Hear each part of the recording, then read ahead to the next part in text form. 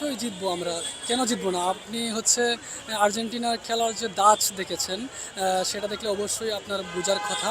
বা দেশ এবং দেশের বাইরে যে যেখান থেকে খেলা দেখছে প্রত্যেকেই আর্জেন্টিনাকে নিয়ে উচ্ছ্বাসিত এবং হচ্ছে আমরা সকলে উদ্ভাসিত। আমরা খুব ভালো করব, ইভেন কি আর্জেন্টিনা খুব ভালো খেলবে, ইভেন কি হচ্ছে গ্রুপ চ্যাম্পিয়ন হয়ে আমরা হচ্ছে পরবর্তী রাউন্ডে আমরা খেলবে আর্জেন্টিনা অবশ্যই। এটাতে কোনো সন্দেহ নেই। মেসি ছাড়া অন্য কেউ গোল দিতে পারে না।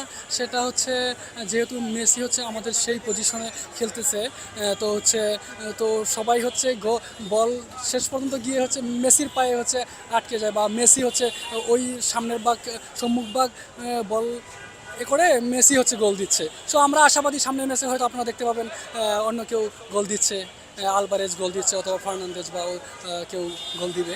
আমরা আশাবাদী। মেসি ছাড়া আর্জেন্টিনা কি কোনো খেলা খেলে নাই? হয়তো রিসেন্ট খেলতেছে না, মেসি খেলতেছে কন্টিনিউয়াস, আগেও তো একসময় খেলছে। তো হচ্ছে এটা আমরা ভিত্তিহীন মনে করি। আর্জেন্টিনা অবশ্যই মেসি যখন থাকবে না তো তখনও আর্জেন্টিনা ভালো খেলবে। আমরা এটা আর্জেন্টাইন ফ্যানরা সবসময় এটা বিলিভ করি।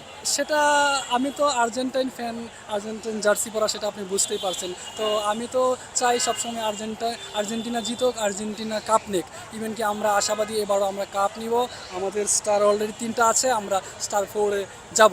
তো বিনি জুনিয়রের ব্যাপারে আমি বলবো যে হচ্ছে সেও ভালো খেলতেছে, তার খেলাও আমি দেখতেছি। হয়তো যদি ওরাও ভালো করে ওরাও উঠবে, ওরাও যাবে। তো ইভেন কি শুনতেছি হচ্ছে পরবর্তী রাউন্ডে যায় হয়তো আর্জেন্টিনা ব্রাজিলের খেলা পড়ে যাবে। যদি পড়ে সেটা একটা মানে ক্রিকেটে আপনি যেমন দেখেন যে ভারত পাকিস্তান খেলা হলে বিশাল একটা উত্তেজনা থাকে বা একটা যুদ্ধের মতো মনে করে। সো আমরাও মনে করতেছি যদি সামনে ব্রাজিল আর্জেন্টিনা খেলা পড়ে যায় সেটা হচ্ছে একটা যুদ্ধের মতো হবে। ইভেন কি হচ্ছে আপনি দেখবেন কি পরিমাণ হচ্ছে মানুষের উচ্ছ্বাস আকাঙ্ক্ষা বা মানুষের প্রফুল্লতা থাকে মানে ওই ম্যাচ ঘিরে সারা বাংলাদেশে।